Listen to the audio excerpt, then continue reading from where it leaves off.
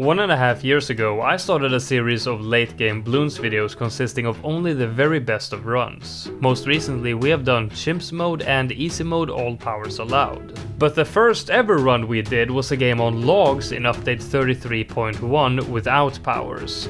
That game we reached round 477, and since then we have worked towards perfecting the art of late game, and in this video we're going to go back to the roots and attempt a new record in easy mode without powers. But this time we will step up the challenge exponentially by ditching logs to play one of the most iconic maps in the Bloons Tower Defense series. Today we find out how far you can get on Monkey Meadow.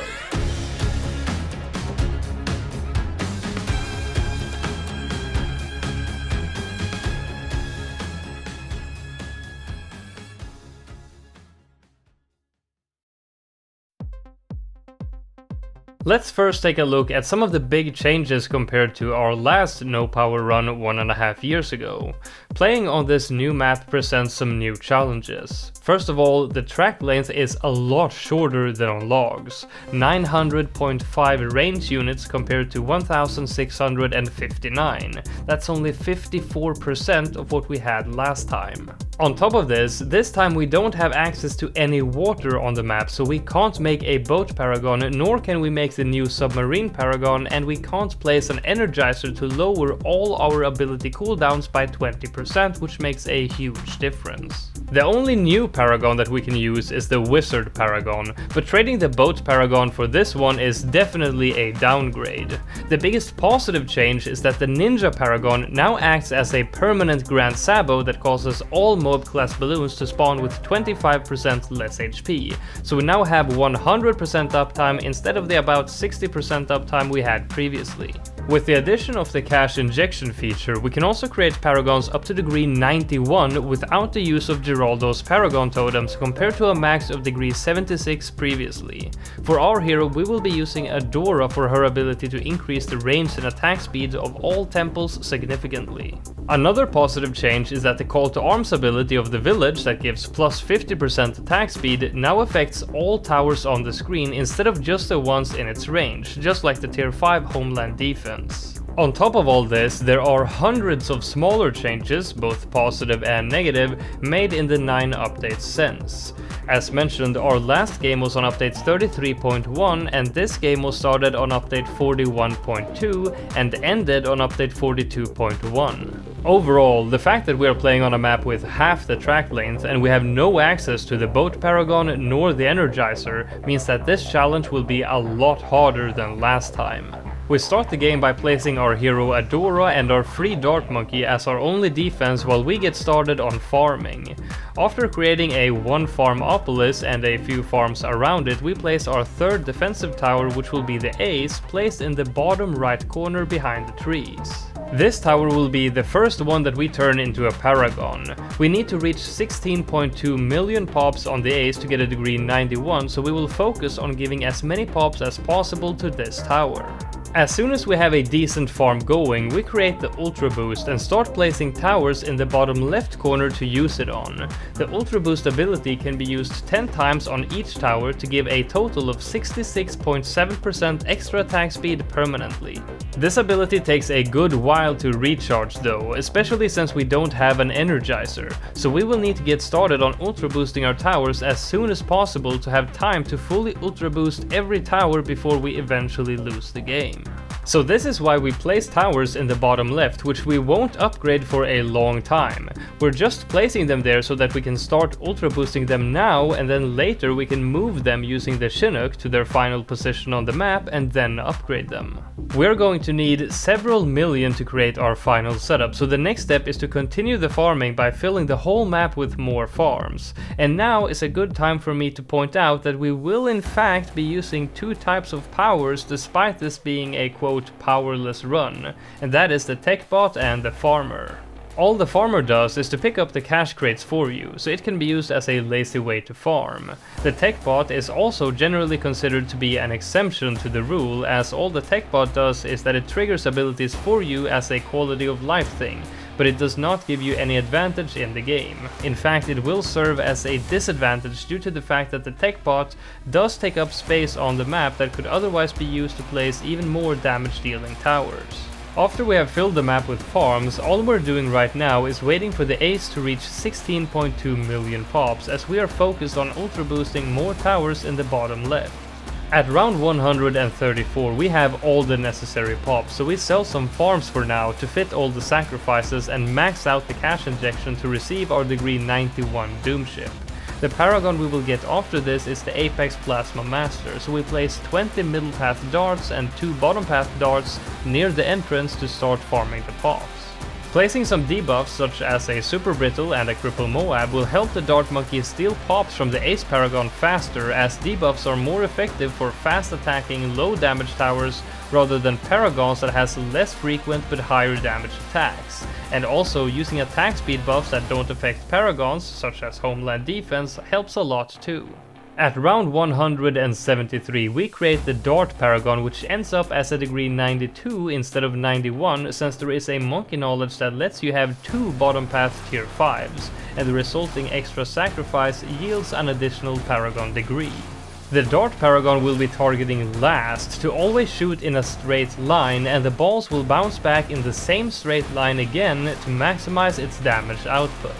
Next we do the same pop gathering method for the boomerangs until round 194, when we create the Glaive Dominus in this corner right here, giving him coverage of most of the map. After that it's the same deal for the Wizard Monkey, which we place right next to the Boomerang Paragon. Now we have 2 paragons left, the Ninja and the Engineer, and we saved these 2 for last for good reason. These 2 towers has attacks that deal the same percentage of damage no matter what round. The Ninja has the Grand Sabo that deals 25% of the Moab's HP on spawn, and the Engineer has the Trap which insta-kills Moabs up to pseudo MGs no matter the round. Saving these 2 paragons for last means that since we are already on such a high round where the Moabs has a lot of HP, gathering those 16.2 million pops will be very easy. On round 227 we create both the remaining paragons. The Ninja will have coverage of most of the map, being able to start attacking almost as soon as the Bloons enter the map, while still reaching the end of the track to be able to help stun DDTs in case of a bad popping right before the exit. The NG can also stun DDTs, and it as well has enough reach to be able to attack the majority of the track while still reaching the last bend. Now that we have all paragons and a ton of money, it's time to stop farming and clean up the map. We will keep going using just the paragons for a while, as there is no point in building the rest of the setup yet. More towers will just mean more lag. As the rounds are passing by, the amount of towers we have ultra boosted in the bottom left is increasing steadily. When we start building the temples later, we will need to move these towers around using a bunch of Chinooks to prevent them from being sacrificed. As we're closing up on round 270, the rounds are getting really close, so now it's time to get working on the next part of the setup. As we're building the temples, we will place tech bots close to the Super Monkey, as this will result in the tech bot being inside of the footprint of the temple, saving us some very valuable space. Placing a tech bot next to a Super Monkey will save you a bit of space, but the tech bot will still reach outside of the temple, in contrast to placing them below the Super Monkey. This way it is fully inside of the temple's footprint. Often when placing temples, you want to place them almost as close as possible to each other, but you still want to leave just enough room for an overclock to fit in between. Otherwise the little room you left behind will be too small for anything to fit, and thus will be completely wasted. The damage temples are given maximum sacrifices in primary, military and magic, and our 2 support temples get primary, magic and support, and they will collectively have enough range to cover the whole map and buff everything. The VTSG will be placed right above Adora. This way it will be centered enough to buff almost everything on the map while maximizing its multi-target damage. I tested several different positions in Sandbox to find the one that yielded the most amount of damage, and this is the one. Now we have a lot more temples to build and a lot of ultra boosted tier 1 towers that needs to be moved around as we create the temples to avoid being sacrificed, and then eventually moved into their final positions and upgraded. So now we will montage our way through the rest of the setup building process.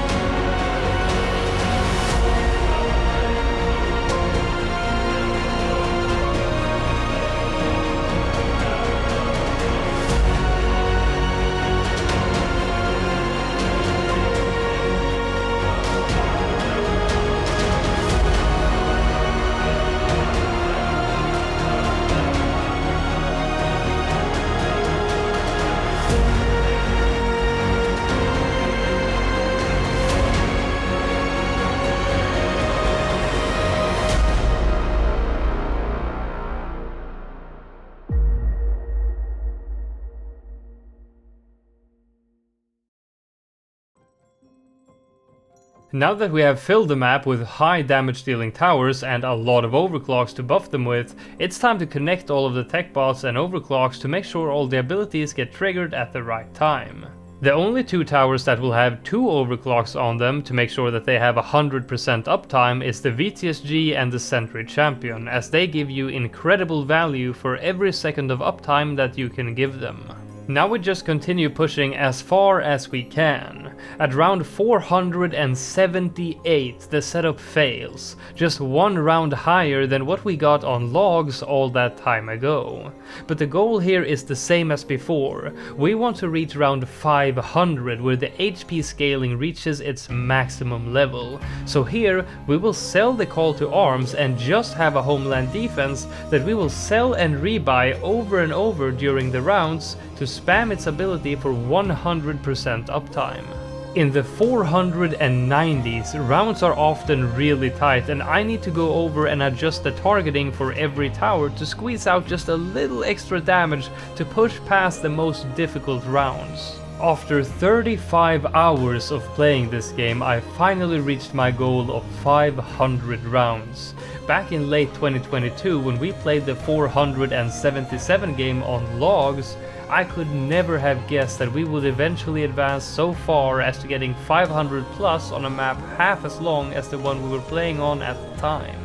This game was really tight. Just a few rounds later at 501, I reached a round that was quite close, but I could not beat it no matter how hard I tried. So as a last resort, in order to squeeze out just one more round, I sold the VTSG as the round was nearing its end to replace it with the Legend of the Night so that we could safely leak the last few bad balloons using its passive black hole ability that eats up any leaking balloon for 8 seconds. The ability has a cooldown of 3 entire minutes, and selling and rebuying does not affect the timer, so here is where our run ends. 502 rounds on the iconic map Monkey Meadow. This shows that you really don't need the best possible map to reach eye-meltingly high rounds. This video series was always supposed to have an easy mode no power run, but after reaching such a high round in chimps mode in the last episode, there was no doubt that 500 in easy mode would be possible without powers, so that kind of removed the point of attempting it again. When the idea of attempting the same goal on Monkey Meadow popped up, I at first thought it sounded pretty crazy. But after doing some research and coming to the conclusion that there is a chance that it might be possible, I just had to go for it so that we could come full circle with the original goal of this series. I want to give a huge thank you to everyone who has supported this series. All the likes and kind comments is really what makes it all worth it for me to spend the extra effort to keep producing the videos for this series. Thank you all from the bottom of my heart. For those interested, the pops for every single tower will be listed in the description below. Also, if late game Bloons is of interest to you, feel free to join the Discord linked below as well. So, what missions remain to be played at this point? Well, we have still never attempted Impoppable mode where all Bloons travel a lot faster, and we still haven't reached round 500 in chimps mode. But whatever mountain we attempt to climb next, by now you should probably know that we don't stop until it is done.